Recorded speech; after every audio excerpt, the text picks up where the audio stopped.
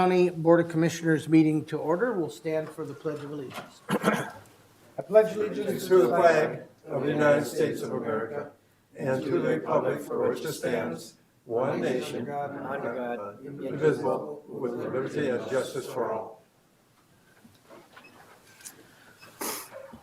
Welcome, everybody. We probably would have more of a crowd if people would remember that it was evening meeting today instead of, or they're just having dinner and watching us while we do this evening meeting. So we have a relatively light agenda today. The first thing on the agenda, I'll ask for, actually, I'm going to ask for approval of the agenda.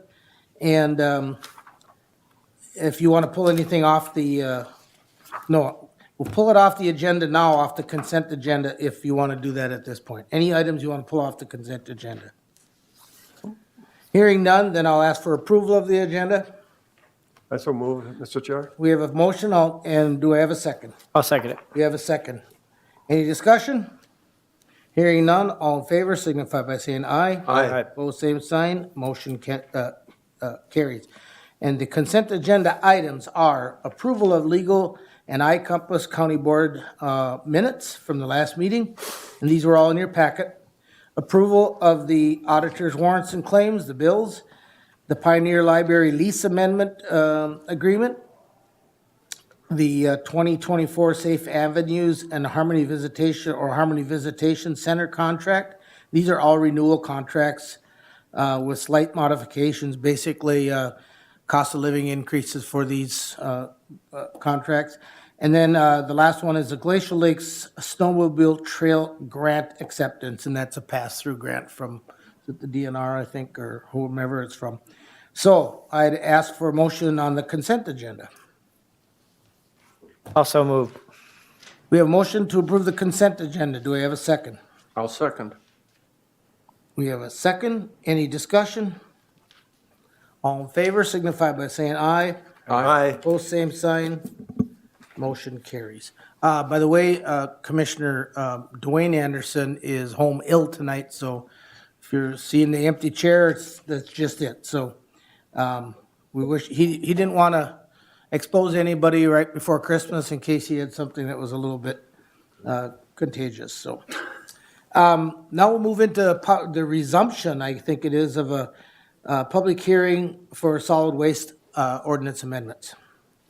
Gary? All right, thank you, Mr. Chairman. Yes, this is the continuation of the hearing for the solid waste amendments to the solid waste ordinance, and I believe the board continued it primarily to get a clean read or a clean view of the document, and that was in your packet, of course, as a completed version. And then the one change that we discussed 2 weeks ago, as well as the definition of county board, and then the appropriate changes then of that word throughout the ordinance. So with that, staff is still recommending approval of the amendments as presented. Gary, could you summarize, because it wasn't very much of a change, was it? And it's kind of for me anyway, we talked about it an hour or so ago, maybe going forward, if you could use a strike-through on a PDF to show, so we can see the changes. Otherwise, we have to look at the old and look at the new and see the changes. I don't know if you know how to do that, but Yeah. so if you could summarize for this time the changes that we have. I sure can do that, yes. Really, it was, I think the key points that were included were just updating definitions, defining the words, actually. A lot of our previous definitions just referenced the state statute. Well, then you have to turn and find that at some point. So it was just kind of cleaning up definitions. We were dropping the requirement for a facility permit. The Minnesota rules, 7035 solid waste rules, govern that there is a state permit required for all solid waste facilities, and we have our conditional use permit process through our zoning ordinance. So by having an additional facility permit, it was kind of double dipping onto an applicant to have to step through the process again. And we also have had one permit in 30 years or over 30 years, so it isn't a significant change. Well, it's kind of, in a sense, just cleaning up again. Solid waste hauler license, it's being proposed to be issued by the department. They were previously issued annually by the county board, but a very straightforward request, and there's language in the ordinance that if they're meeting, they're compliant. So in addition to changing it to department approval, kind of almost like a permit approval, it's also going to be approved at one time unless they were in violation of something. And the ordinance still leaves us the provision, which it currently has as well, to revoke a license if non-compliant or there's some issue with the licensee. The recycling section also is being proposed to be deleted. That was significantly, the language was structured around our multi-sort recycling facility, which we no longer have. And then, of course, we have contracted with our single-sort recycling services. And the last thing was in the violation section, there was language added that would kind of mirror the language that we have currently in our nuisance ordinance. So therefore, a violation of the solid waste ordinance could be brought to the board to act upon, to, basically consider to abate a violation. Whereas currently the only provision in the ordinance provides for it to be simply filed with the county attorney's office, and then it's a misdemeanor charge. And so it kind of gives us an administrative step to work for the board to work through ahead of having to go to the court system. So that was the reason for that addition. So with those things, I think that's the gist of the changes proposed in the ordinance. Are there any questions, or I would entertain a motion to have staff's recommendation to update the solid waste ordinance? Also move. Commissioner Gardner moves. Do I hear a second? I will second, Commissioner. Commissioner Berg seconds. Questions or comments? Commissioner Gardner. Thank you, Mr. Chair. Gary, thank you for bringing this back for us. It's a little easier to see just the straight through. Going back to that Chapter 6, the inspections, violations, and so forth, the verbiage that it's modeled after our nuisance ordinance, I know that that's handled essentially on a complaint basis. So, if someone, has a neighbor that's not keeping up things, they get a complaint. But I presume that you still do at least periodic inspections on all of the different licensed properties, or tell me how you see this working in practical terms. This would really be on the same track as the nuisance ordinance, because it isn't to the violation or an inspection of isn't connected to the license. The licenses are just for the solid waste haulers, so Waste Management, West Central Sanitation, Ace Roll-Offs. So we can go in and inspect their properties at any time and their businesses to see that, like, for example, West Central Sanitation's transfer station is operating as it should. The language that I'm referring to that I would foresee acting upon through this ordinance would be the solid waste on individual properties, that meaning appliances, tires, that type of solid waste. So is that the same as what Mr. Van Dyken typically brings before us now? Is typically, unless I'm confusing something here, doesn't he bring us violations of the solid waste ordinance? No, Gary. I do. Oh, you do? Yeah. Okay. Yeah. Then Erica's zoning ordinance. You two look similar. Okay, so I'm just thinking of it, not thinking that all the way through. All right. I believe so. I think you're on the right track, though, with how we would handle it. It just, maybe it was me instead of you. So this is just an additional tool, or you're just formalizing the tool that you're currently using? Well, this provision is in this ordinance already. I should say the only provision in the current ordinance for solid waste, the solid waste ordinance for a violation is to take it to the county attorney. So if there's something that somebody was in violation of in the solid waste ordinance, staff's only option is to generate a file and give it to the county attorney. This gives us the opportunity to visit with the homeowner, property owner, and bring it before the board. Okay. All right, I understand that now. Thanks for clearing that up for me. Appreciate it. And Commissioner Berg just leaned over and reminded me that we should have closed the public hearing before. So I'd take a motion now to close the public hearing. I so move, Mr. Chair. Commissioner Berg moves to close the public hearing. Do I hear a second? I'll second it. Commissioner Dale Anderson seconds. Any questions or comments? All in favor signify by saying aye. Aye. Both same sign. Motion carries. Okay, we do have the motion, the second on the floor, probably a little bit out of order, but are there more questions for Mr. Gear? I had an email today and a phone call last night from someone who is, and this doesn't have anything to do with the rates, what we're talking about here. This doesn't affect any contracts we have with any of the haulers. Okay, and I think there was a little confusion on that. And maybe Gary, you want to speak to the email and the phone call that I got? Okay. You don't have to mention any names or anything. Sure. Yeah, in the email, I think it was, to me, it was questioning some frequency of services available. And to me, the frequency that we have that we do regulate is in our recycling contract, and that's in a standalone contract and document, and that's something that the board can negotiate and we can alter at a future date when we are adopting a new contract with them.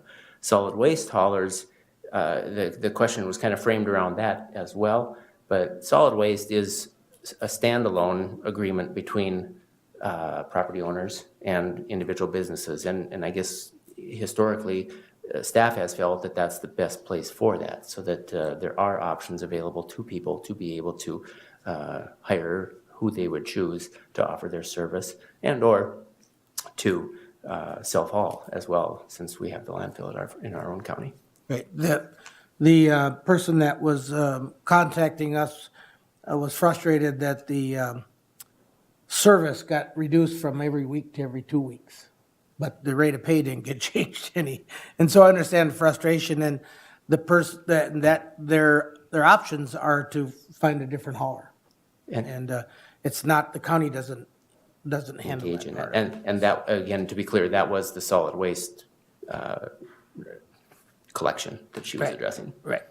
Any other questions or comments? We have a motion and a second on the floor. All in favor signify by saying aye. Aye. Opposed, same sign. Motion carries. Thanks, Gary. All right, thank you all. All right. We have a recorder office fee increase proposal. For the record and for those who may be watching, if you state your name and who you're representing, we'd Yep. appreciate that. My name is Julie Munson. I am the Candioi County Recorder, and I am here today to request approval for increased fee for our ministerial credentials. A little bit of background on that. In 2008, in the regular session, they passed a law for ministerial credentials to be filed within the county, somewhere within the county, within the state of Minnesota. At that time, we've had people that register their ministerial credentials come in, and we're at today where we do see an increase in numbers, and so that's the purpose of why I'm coming today, is that with the increased numbers, we're looking at the costs of filing the marriage officiant credentials, the increased amount of staff time providing information and education to those people, and then following up with completed marriage licenses that are issued when necessary, and also the associated fees with permanent storage of these records. We do receive many inquiries from individuals ranging anywhere from how can a friend or family member perform a ceremony, to how do they file their credentials, how to complete a marriage license, and staff can spend additional time on processing and completing the licensing due to errors. We've also created additional education material to hand out to individuals that come in, as well as to the officiants that file, and as well as to the couples that are applying for their marriage license, to kind of help educate them and complete the process. I'm requesting that we increase our fee from a current $20 to $40, with a caveat, and that is, when you look at our current district fee range, it ranges anywhere from $0 to $46. And the proposed fee that I'm asking for is in alignment with our district. Many of the counties are throughout the state are increasing their fees at this time. And I did include a chart in there that As you can see statewide, right now, $20 is kind of the median where everyone's at. I do know quite a few counties are requesting about a $40 minimum. And my caveat was, we recently found out that a not too distant neighboring county, they have increased their ministerial credential fee to $200 per applicant. So I wanted to give the commissioners a chance that if they feel that, maybe we do need to charge more than $40, that it's addressed at this time, but I would recommend the $40 amount. So to be clear, this fee, now I lost my place on here. So you have a proposed fee, is this for the minister or for the couple? This is for the minister, Okay, and are you gonna propose another fee increase for the marriage certificate? not at this time. Okay. No, So we're looking at one fee increase for the minister from Yes. $20 to $40. Yep, and one of the other charts that I had included in the packet, when you look at when we first started filing the ministerial credentials through the recorder's office, and even for the last 5 years, on an average, we have about 41 people coming in and filing. This year, up until mid-November, we've had 56, so we're already above our normal average, a 5-year average. A lot of that comes from, people, it's very easy for people to go online, become an ordained minister, and then they come in and file. It's typically a one-time fee. Most of these credentials have no expiration, so it is a one-time thing that they come in. And if you want to break it out a little more, in the last 5 years, if you want to look at it this way, an average of every one marriage credential filed, we're issuing about 5 marriage licenses, so. So you've heard the recommendation from staff regarding the proposed fee increase. How do you wish to proceed? Mr. Chair, I will move the recommendation of staff to increase the fee. Commissioner from Gardner $20 to moves on $40. the fee increase proposal. Do I hear a second? I'll second it. Commissioner Dwayne Anderson seconds. Any questions or Dale. or Dale, I'm sorry, thank you. Any questions or comments? Mr. Chair. Julie, thank you for bringing this to us. So I happen to be one of those people who have credentials filed with the county, and I've performed several ceremonies over the number of years that I've done that. And it's really in response to people wanting customized services, ceremonies.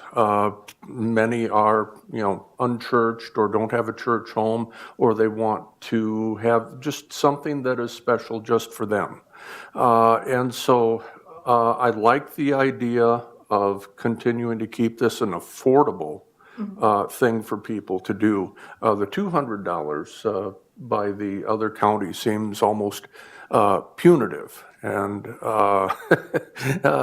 and that's not really what it should be. I think if somebody wants to get married under a willow tree out in the pasture, and just them and the minister and their witnesses, I think that's perfectly fine. So, thank you for bringing this. I do understand, because I have had to ask some questions, that it takes a little additional staff time to make sure that the Ts are crossed and the Is are dotted. So, thank you for that. Yes. All right, thank you. Well, hang on a second. Other questions or comments? I have a question. Is this a per marriage? Do you pay the $40 each No. time, or is it good for a year? It's a one-time filing fee. Annually, or Nope. just One once? time. One time. And I should say, let me rephrase that. Most of the certificates are non-expiring. There are some that are. We do have one church in the area that their credential, and it is only one church, that their credentials expire, so they have to come in every year to refile. But the majority of people that get their ordination online, there is no expiration. So it's pretty much a one-time filing fee. Well, now that you brought it up, who set that expiration, the county or the church? In that case. It is through whoever provides the ordination to the officiant. Okay. All right, I'm sorry, just one last thing. I see you did have a footnote that there's discussion that in 2025, there may be a statewide form and fees. Yes. Can you explain that a little bit? Yes, so in 2025, there is talk of legislation. Right now, let me backtrack a little bit. The money that we obtain from these filing fees stays, 100% of it stays here in the county. In 2025, there is talk of legislation having these ministerial credentials be provided through the state. So that would mean that part of the fees then would go to the state. They would create their own form, their own standard, and then they would collect part of the fee and the county would get part of the fee. and the administration of that would still be through the county at the recorder's office? Yes. Or would they get it Yeah, online at the state? yeah. All right. All in favor of the motion signify by saying aye. Aye. Opposed, same sign. Motion carries. Thanks, Julie. Thank you. All right. We have a final payment and acceptance for a manhole cover replacement. Mr. Odens? Yeah, Mr. Chair, members of the board, Mel Odens, Public Works Director, Kansas County.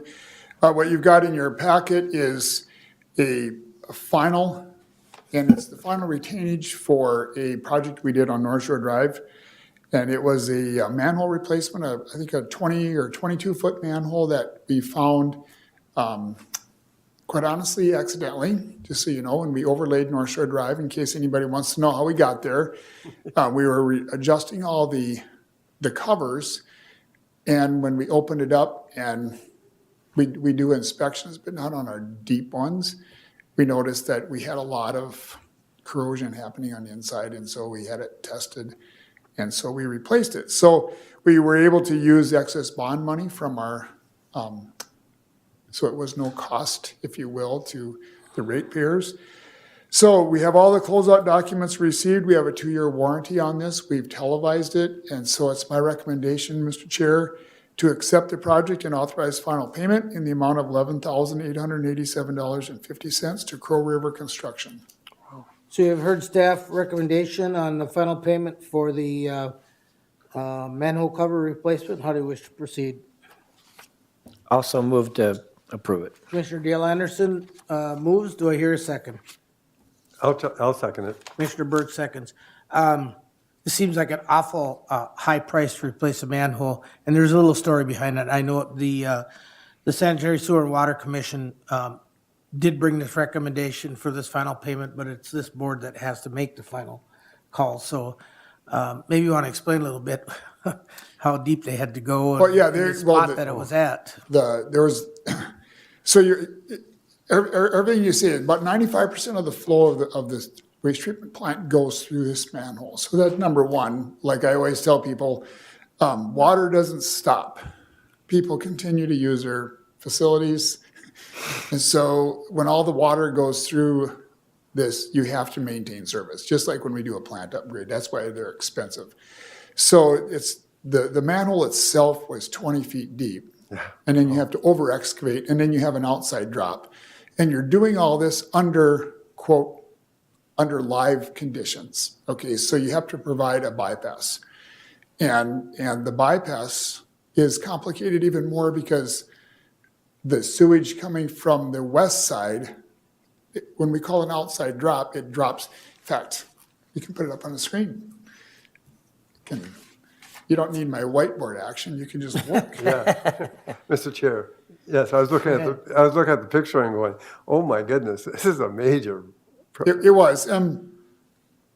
So what you've got is the flow is coming from the west, and then you do an outside drop, so it goes down here, and then it comes in at the flow line of the manhole at the bottom, 20 feet deep. Okay, you don't want this flow to come in here and then just drop down.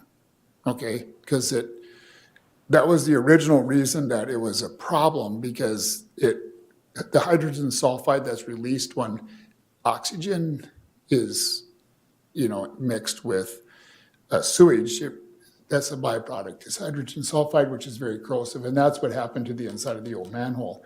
So you've got this going on, and then you have to provide a bypass, because this flow coming in this pipe does not stop.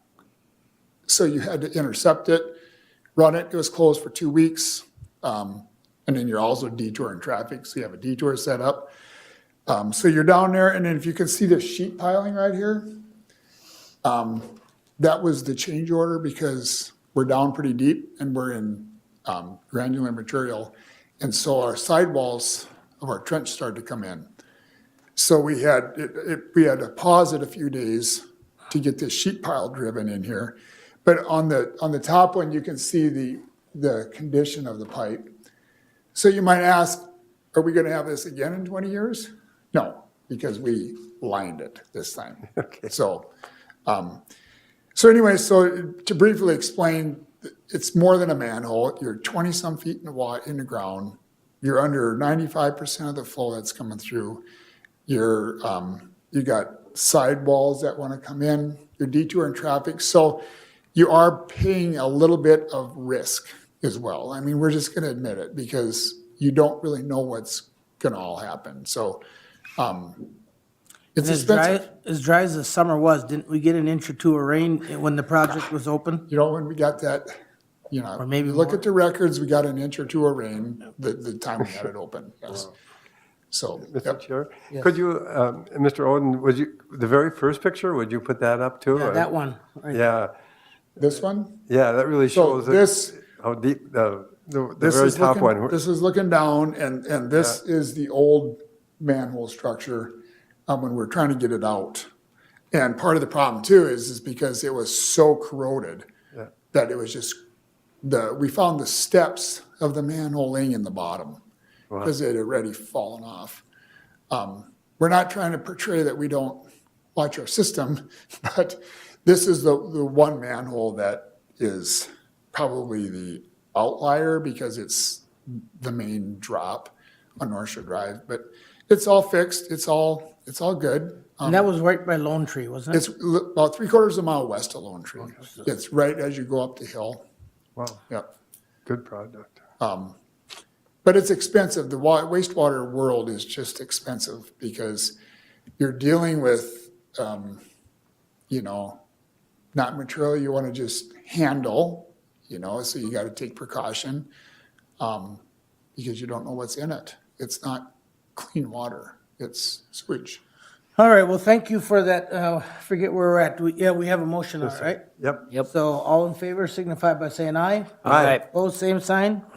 Motion carries. Thank you. I can't. We got plenty of time. All right. Val, do you mind if, as long as Mel is at the podium, he does his next presentation? Thank you. Mr. Chair, we've done a lot of these this fall. And it's another support resolution for Whitefield Township. And they want to consider applying for a grant. They're due tomorrow. And so my recommendation is to do a letter of support or a letter of support, a supporting resolution, and then also agree to be the fiscal agent for a 1 mile project that Whitefield Township would like to submit under the local road improvement program. So Mel's presented Resolution 2023-49. How do you wish to proceed on that resolution? Mr. Chair, we'll move the request. Commissioner Gardner moves on 2023-49. Do I hear a second? I'll second it. Commissioner Dale Anderson seconds. Any questions or comments? Hearing none, all in favor signify by saying aye. Aye. Opposed, same sign. Motion carries. Thank you. All right, then we'll move on to the assessment corrections. Val?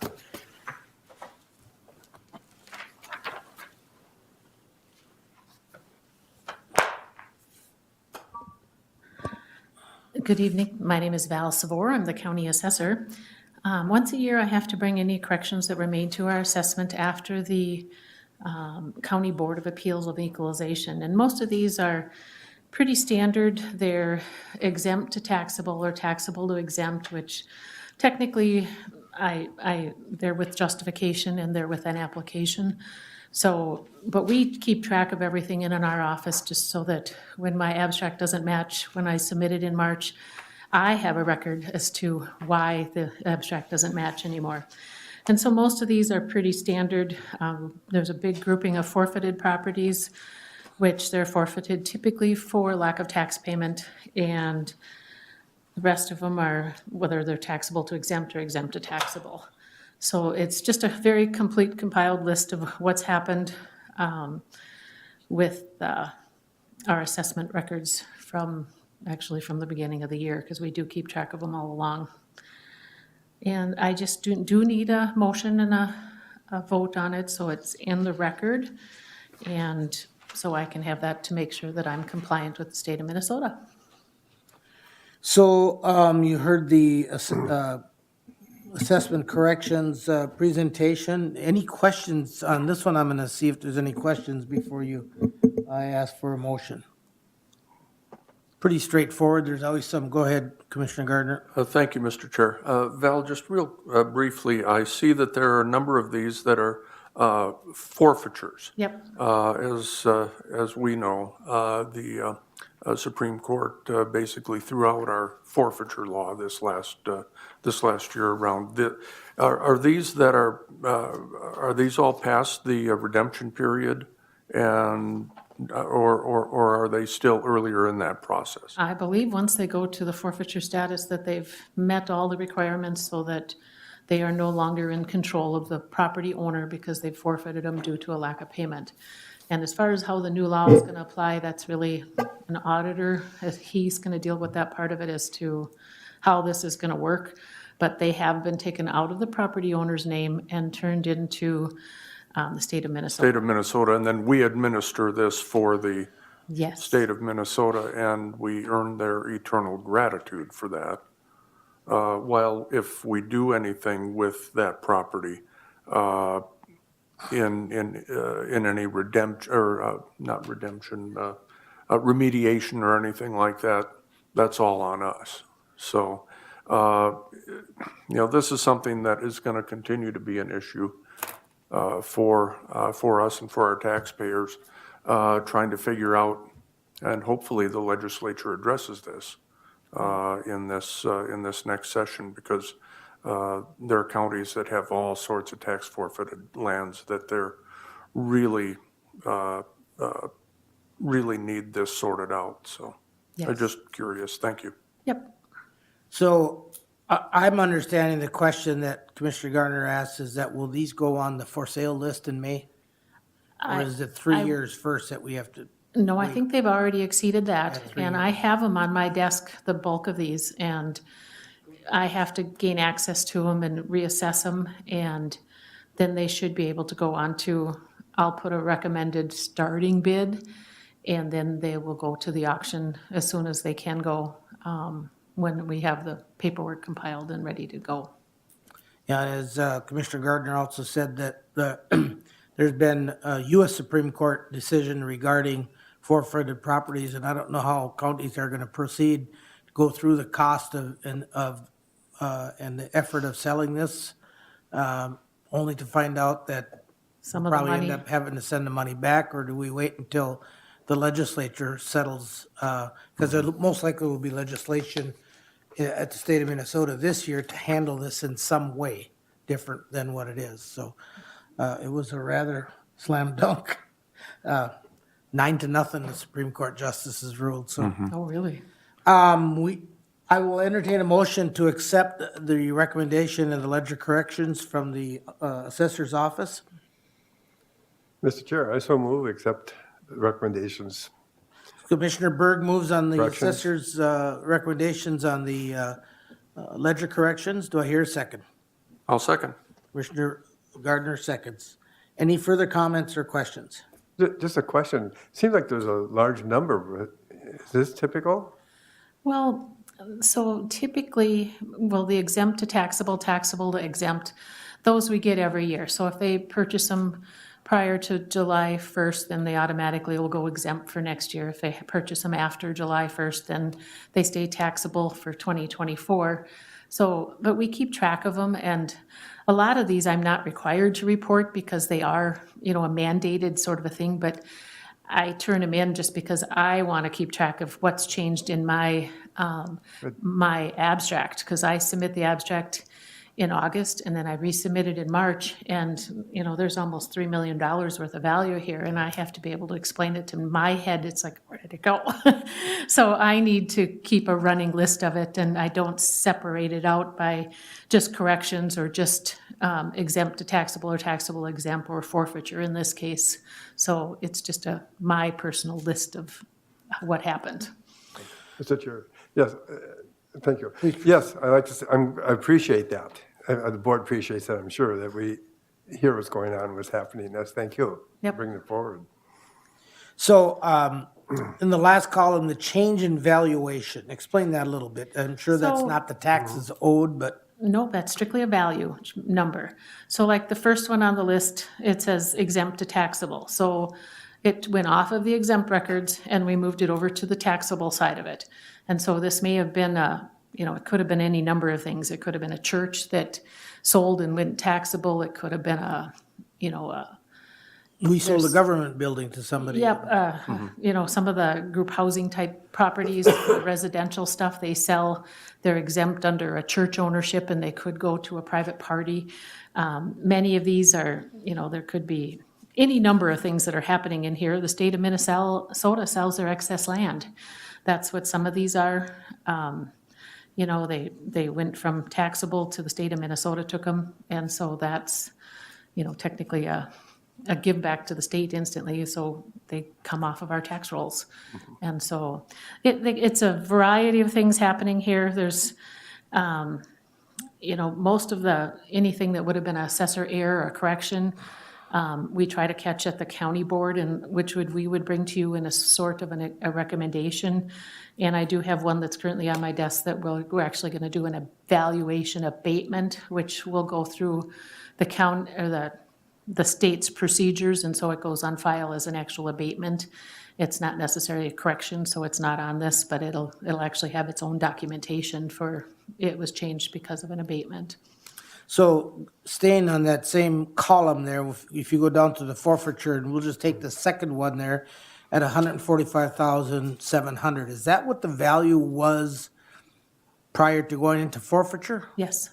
Okay, so is that going to be similar to the recommended bid price that you will place on this property? We will go view it and see what kind of damage is done to it.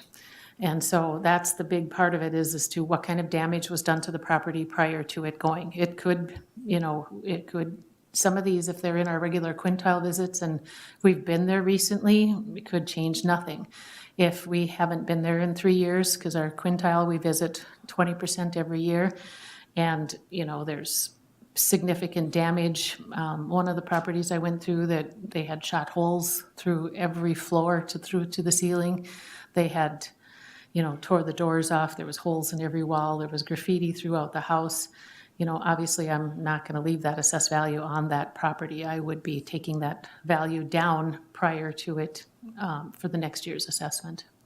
And I recall in the past, when there was properties that went on sheriff's sale, I was asked, at least in the district that I represent, I was asked to try to place a value on that.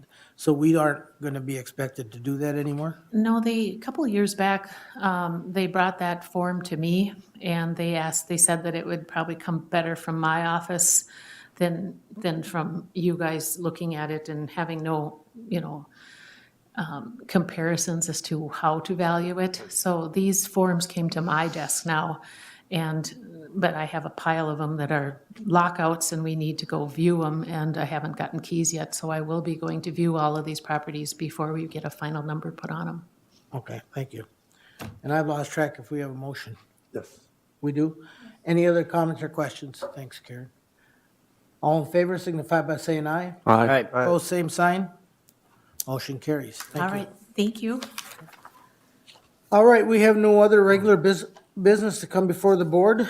We have our truth and taxation meeting at 6 o'clock in about 50 minutes. And If somebody is on their way up here or thinking about heading up here, we'll remind you that this is not Board of Equalization. This is not where you ask if, or feel like your property's been valued too high. So that will be next April. But are you sticking around, Val? Yes, I will be in the hallway. Okay, very good. Mr. Chair, can I say one Yes. thing on the, for the December 19th board meeting? That will be a little bit heavier agenda, just because of negotiations. We'll have, hopefully, 6 contracts that will be coming to the board. For that, we're just wrapping up a few things. And then one thing I wanted to ask is, I've spoke with the Health and Human Services Committee members, and then along with the Director, Caroline Kahn. She'll also be having a presentation at the December 19th board meeting to do an end-of-the-year recap. But one thing we wanted to post you before the first meeting in January is that we do have a current Health and Human Services Committee. It's the board as a whole. However, when we went away with meeting once a month, we haven't really kind of picked up what we want to see. And so she'll be coming with somewhat of a staff recommendation on the 19th. But we would like you, as a board, to think about, would you like to see it as a board as a whole? Or could we go to a committee that would meet maybe monthly, and then a board as a whole would maybe meet like we do with Road and Bridge, 3-4 times a year? So that would just be something that I want you to think about in the meantime, prior to that first meeting in January when we set committees and things like that. Mr. Chair. Go ahead. Administrator Baker, yeah, are you going to check with some other counties too and see what the comparison, if you would, that what Yep, they're doing? and- Because I've heard, it was kind of interesting being at the convention this week and had a chance to, talk to some of the other counties. There's a lot of different ways to Yep. do this, and even the big counties, they have a work session, the way I understand, on a monthly basis. Big and small, for that matter. Yep, and so she has talked with the staff, so they'll come with a recommendation on the 19th. And the other thing I wanted to touch on is we just had our final policy committee meeting regarding the employee handbook. So that will also come to the county board on December 19th, along with the ESST, the safe and sick leave policy that has to be in effect on January 1st. Our administration staff, Connie and Lisa, have done a really good job on getting all of that. It hasn't been easy, lots of webinars. So Connie will present on that in the handbook at the next board meeting for approval, going into effect January 1. So, depending upon what's all on that agenda, is what Caroline would bring forward, is that going to be a time-sensitive thing? Is there any contracts? or No, anything? she just wanted to get in front of the board after being here 6-7 months and just do a recap, talk about some things looking ahead into 2024. So we have some other things that do need to be done at that one. Yep, so you'll have One is the your, wages that we have to set for itself unless it's on a consent agenda. I think we did have an agreement in the past on how that worked, but if that agenda gets pretty full, I think I'd like to reserve the right to maybe have Caroline's presentation in the second meeting in January. So okay. we'll see as the items come forth. Yeah, the commissioner salaries, I do have a comparison. I got that of the regional counties. So we'll present, I think, 3 options we have. We'll present on your wages, and those do need to be set prior to the first of the year. They have to be on the next meeting, and I think, if you look back, I think that we adopted a policy last year that moved us forward, kept moving us forward unless we change it, so. If there's anything else come in front of the board, if there isn't anything else, we will be adjourned.